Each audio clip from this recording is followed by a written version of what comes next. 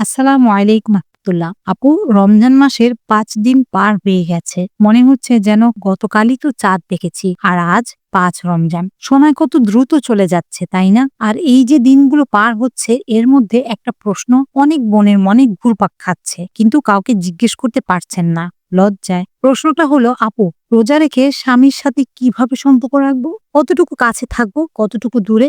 কি করলে রোজা ভাঙবে, কি করলে ভাঙবে না? আর সবচেয়ে বড় প্রশ্ন, স্বামী যদি বুঝতে না চায় তাহলে কি করব? আজকের এই ভিডিওতে আমি আপনাদের সাথে খুব খোলা মনে সহিহ হাদিসের আলোকে সবকিছু শেয়ার করব, কারণ এই জ্ঞান না থাকলে অজান্তে ভুল হতে পারে। শেষ পর্যন্ত থাকবেন আপু, প্রতিটা কথা আপনার কাজে লাগবে ইনশাআল্লাহ।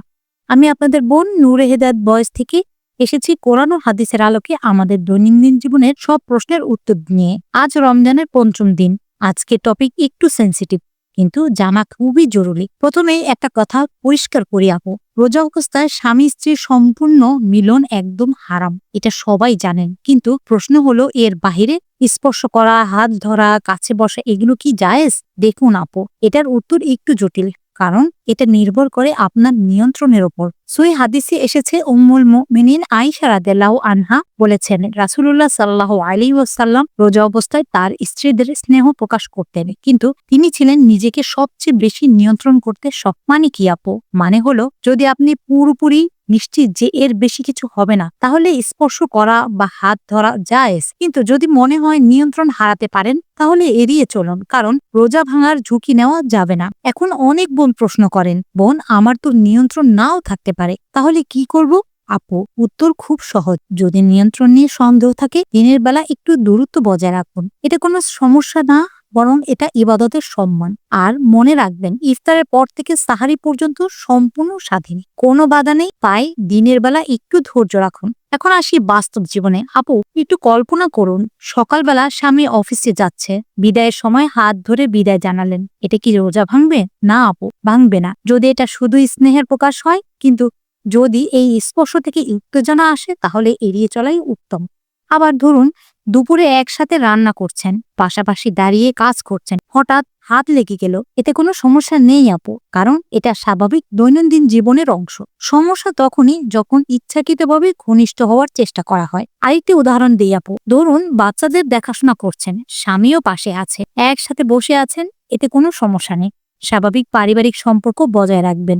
বা ধরুন একসাথে গাড়িতে কোথাও যাচ্ছেন, পাশাপাশি বসে আছেন, এটাও স্বাভাবিক। আরেকটি প্রশ্ন অনেকে করেন, আপু, স্বামীর সাথে কথা বলা, রসিকতা করা, এগুলো কি জায়েজ?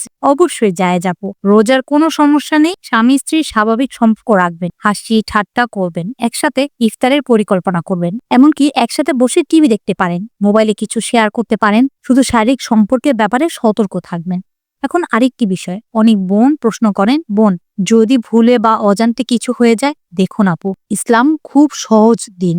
বা অনিচ্ছাকৃতভাবে কিছু করে ফেলেন এবং সাথে সাথে সরে আসেন, রোজা ভাঙবে না। কিন্তু যদি জেনে বুঝে ইচ্ছাকৃতভাবে করেন এবং নিয়ন্ত্রণ হারিয়ে ফেলেন, তাহলে রোজা ভেঙে যাবে এবং সেই রোজা কাজা করতে হবে।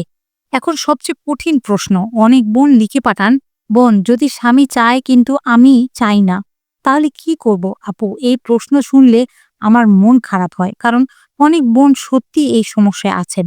দেখুন আপু, ইসলামে জোর জবরদস্তি হারাম, স্বামী স্ত্রীর মধ্যেও। যদি স্বামী বুঝতে না চায় এবং দিনের বেলা রোজা ভাঙতে চায়, আপনি ভদ্রভাবে কিন্তু দৃঢ়ভাবে বলুন, এইটা আল্লাহর হুকুম, রোজা ভাঙলে কাফফারা দিতে হবে। কাফফারা কি জানেন আপু? কাফফারা মানে এক টানা ৬০ দিন রোজা রাখা, অথবা ৬০ জন মিসকিনকে খাওয়ানো। খুবই কঠিন শাস্তি, এবং এই শাস্তি স্বামী স্ত্রী উভয়কেই দিতে হবে। তাই রোজা অবস্থায় সম্পূর্ণ মিলন থেকে সম্পূর্ণভাবে বিরত থাকুন। আর যদি তবুও স্বামী না শুনে, কোনো আলেম বা পরিবারের বিশ্বস্ত কাউকে বলুন, তাদের দিয়ে বোঝান, কিন্তু নিজে থেকে রোজা ভাঙবেন না আপু, কারণ আল্লাহর কাছে জবাবদিহি করতে হবে। এখন আসি প্র্যাকটিক্যাল টিপসে। আপু, দিনের বেলা কিভাবে সম্পর্ক ব্যালেন্স রাখবেন? টিপস নাম্বার ১, দিনের বেলা ব্যস্ত থাকুন, ঘরের কাজে, কোরআন তেলাওয়াতে, ইবাদতে সময় কাটান। যত ব্যস্ত থাকবেন, তত কম চিন্তা আসবে। যদি স্বামী বাড়িতে থাকেন, তাহলে তাকেও কোনো কাজে নিয়োজিত রাখুন।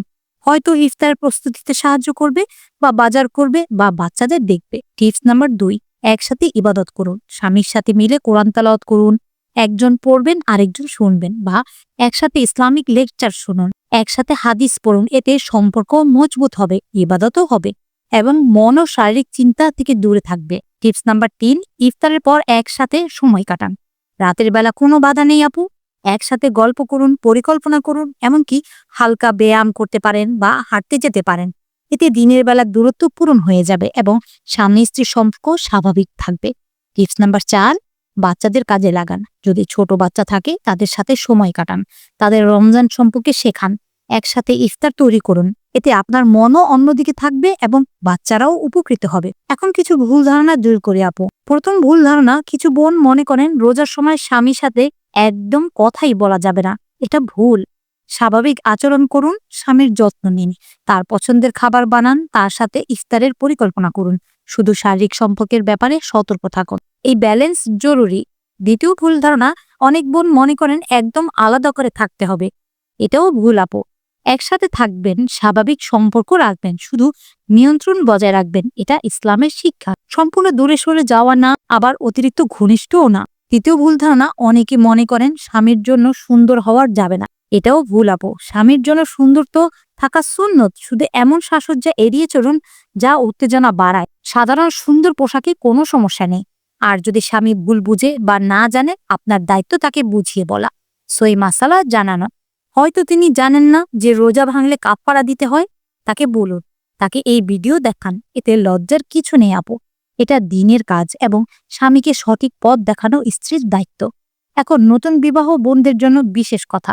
অনেকে প্রশ্ন করেন, আমাদের তো এই প্রথম রমজান, কিভাবে পার করব আপু? প্রথমেই একসাথে বসে আলোচনা করুন, একে অপরকে বোঝান যে রমজান খুবই গুরুত্বপূর্ণ।